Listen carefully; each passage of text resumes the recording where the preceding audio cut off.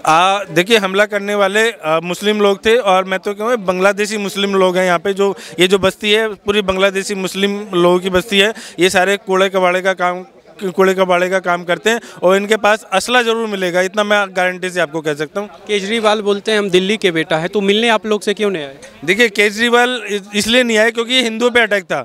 ये हिंदुओं पे अटैक था। अगर ये मुस्लिम पे अटैक होता तो केजरीवाल नाक रगड़ के यहाँ पे आते और 10 बार आते। आप ये देखिए कि हिंदू अपने क्षेत्र में अपनी यात्रा भी, भगवान की यात्रा भी नहीं निकाल सकता। ये इस चीज़ से साबित हो गया कि ये लोग हमारे को डराना चाहते हैं, कैराना की तरह यहाँ से भगाना चाहते हैं। और जिस तरीके से ये लोग सीए जब यहाँ पर हुआ था दिल्ली में, तो यहाँ से दो बसें डेली यहाँ से भर के जाती थी। और सबको पता है यहाँ सरकार में कि यहाँ बांग्लादेशी रहते हैं। इनके आधार कार्ड चेक करें, इनका घर चेक करें, असला बारूद इनके घर पे मिलेगा, ज़रूर मिलेगा। क्योंकि ये तो गली का बच्चा जानता है यहाँ पे, क्योंकि 8 बजे के बाद यहाँ निकलना मुश्किल है। महिलाएं निकल नहीं सकती, बड़ा कोई निकल नहीं सकता, लूटपाट चालू रहती है 8 बजे के बाद। कल जब दंगा हुआ था उस टाइम आप यहाँ थे? जी, मैं शोभा यात्रा का हिस्सा था।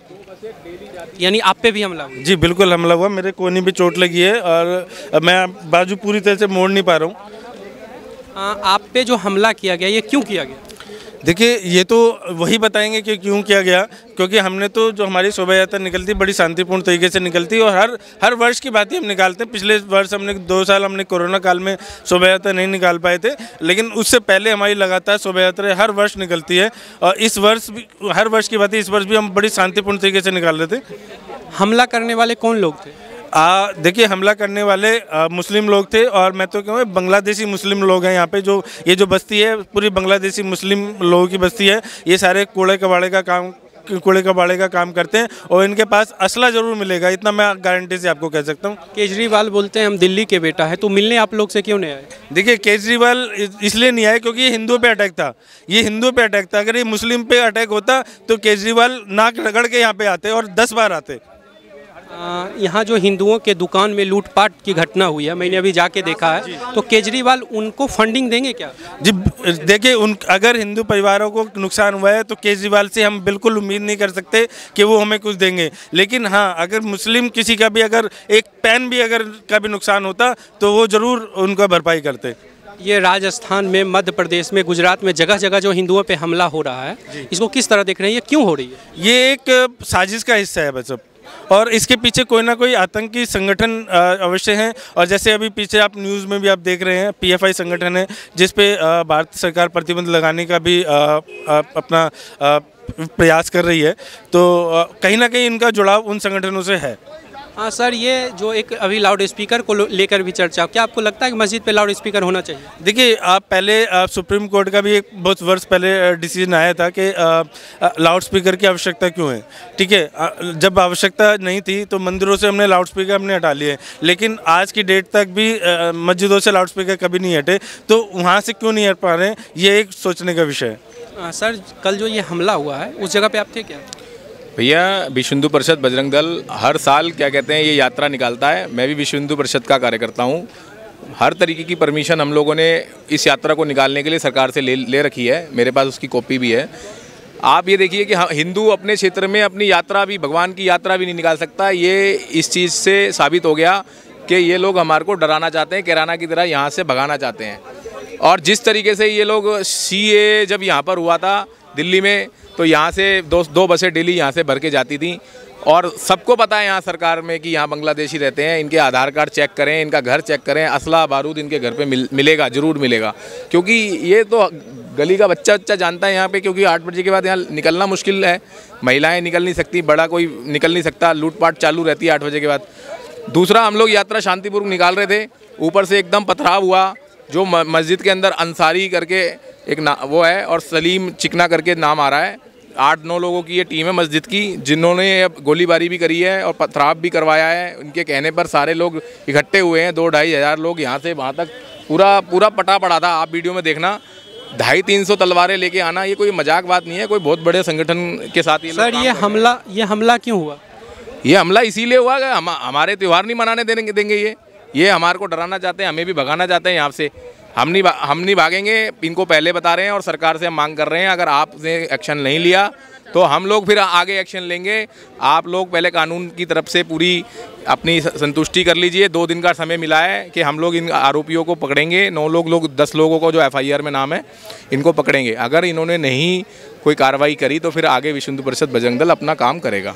केजरीवाल जी आप लोग को यहाँ चोट लगी है, सबसे मिलने नहीं आए? भैया वो उनका अपना मैटर है, कौन किससे मिलने आएगा क्या आएगा वो उनके, अगर वो अपने आप को हिंदू समझते हैं, उनमें उनके दिल में संवेदनशीलता है हिंदुओं के प्रति, तो उनको मिलने आना चाहिए। बाकी उनका वो निजी फैसला है, वो उस पर मैं कुछ कहना नहीं चाहूँगा। उनको अगर आना चाहिए तो उनको अगर दिल में दर्द होता है तो उनको आना चाहिए। कहीं ऐसा तो नहीं है कि पंजाब में उनकी सरकार बन गई तो वहाँ व्यस्त हैं, दिल्ली को भूल गए? अब भैया ये तो वो जाने, उनका काम जाने। अब वो नेता बन गए हैं, पहले वो जनता के बेटे हुआ करते थे, आजकल नेता बन गए हैं, तो उसमें हम लोग कुछ नहीं कह सकते, वो उनका निजी फैसला है। लेकिन आज वो जिस पद पे बैठे हैं उनको वैसे तो आना चाहिए, क्योंकि वो किसी एक जने का पद नहीं है। सरकार, ये संविधान ने जब दिल्ली का मुख्यमंत्री बनाया तो हर व्यक्ति उनके लिए अपना है। बाकी वो अब राजनीति करें तो उनकी अपनी मर्जी है। सर वो कह रहे हैं कि जी ये लोग मुस्लिम मोहल्ले से गुजरते हुए क्यों मुस्लिम मोहल्ले में क्यों जाते हैं? भैया ये हमारा एरिया है, हमारा क्षेत्र है, हम हर गली हमारे क्षेत्र में आती है। ऐसा नहीं है ये तेरा एरिया ये मेरा एरिया है। ये कोई पाकिस्तान और हिंदुस्तान का वो नहीं हो रहा बॉर्डर कि यहाँ मत जाओ वहाँ मत जाओ। सभी एरिए एक दूसरे के हैं, वो यहाँ आ सकते हैं, हम वहाँ जा सकते हैं। ये कोई, लेकिन हाँ ये है कि उनको ये चीज़ गलत करी है उन्होंने, इस चीज़ को नहीं करना चाहिए था। एक दूसरे का सम्मान करना चाहिए, एक दूसरे के धर्म का। उनका ताजिया निकलता है, हम लोग कभी नहीं कुछ करते। हम तो बल्कि पानी बांटते हैं, कभी कोई कुछ चीज़ बांटते हैं, कभी फूलमाला से स्वागत करते हैं। हमने तो आज तक नहीं कभी करा। कभी कोई बता दे कि हमने यहाँ पर इस एरिया में इतने साल हो गए कि कुछ हादसा हुआ है। पहली बार हम लोग देख रहे हैं कि यहाँ तक दुकानें लूट ली। इनका तो साजिश ही कुछ और थी, और बड़ी साजिश थी। वो तो समय पर ये रुक गई, नहीं तो बहुत ज़्यादा मतलब और बड़ा हो सकता था। हाँ सर, अभी एक लाउड स्पीकर को भी लेके चर्चा है, आपको क्या लगता है मस्जिद पे होना चाहिए? भैया वो अब सुप्रीम कोर्ट और सरकार का फैसला है। अब ये लोग अगर अलाउड करते हैं तो रहना चाहिए, ये लोग अलाउड नहीं करते तो नहीं रहना चाहिए। इस पे हमारा तो यात्रा का मैटर है, जो इन्होंने हमला किया है इस पर जो दोषी लोग हैं उन पर कार्रवाई होनी चाहिए और उनको पकड़ा जाना चाहिए। जो दोषी है उसको पकड़ना चाहिए, निर्दोष लोगों को ना पकड़ा जाए, जो दोषी लोग हैं उनको पकड़ा जाना चाहिए। सर ये कहा जाता है किताब में कि हिंदू मुस्लिम भाई भाई हैं, तो फिर आखिर हिंदुओं पर हमला क्यों करते हैं वो लोग? भैया भाई भाई ये तो सब किताबों की बातें हैं। धरातल पे तो आजकल जो हिंदुस्तान में हो रहा है वो जगह जगह पता लग रहा है कौन कितना भाईचारा निभा रहा है। अब तो सब हिंदू जाग भी रहा है, जो भाईचारा था वो किताबों तक रह गया है, सब झूठ है ये। क्या आपको लगता है, बहुत लोग ये भी कह रहे हैं कि ये राम मंदिर का गुस्सा है उन लोग? अब वो देखो जी, वो हो सकता है क्योंकि हमने तो संवैधानिक तरीके से वो सारा राम मंदिर की ज़मीन को और जो जन्म स्थान है उसको हमने जीता है। हालांकि उनको सबको पता है कि भगवान राम वहीं पर पैदा हुए थे, वो जन्म स्थान है उनका। पुरातत्व विभाग ने भी वहाँ पर पत्थर जो भी मिले हैं वो पुराने पत्थर मिले हैं, जो भी अवशेष मिले हैं, और उससे सुप्रीम कोर्ट से बाकायदा हमने कानूनन लड़ाई जीती है। तो इससे उनको नहीं एतराज़ होना चाहिए, बाकायदा हमने जीत हासिल करी है, ना कि हमने किसी के उसको ठेस पहुँचाई है। बाकी वो लोग मानते हैं तो मानते रहें। धन्यवाद।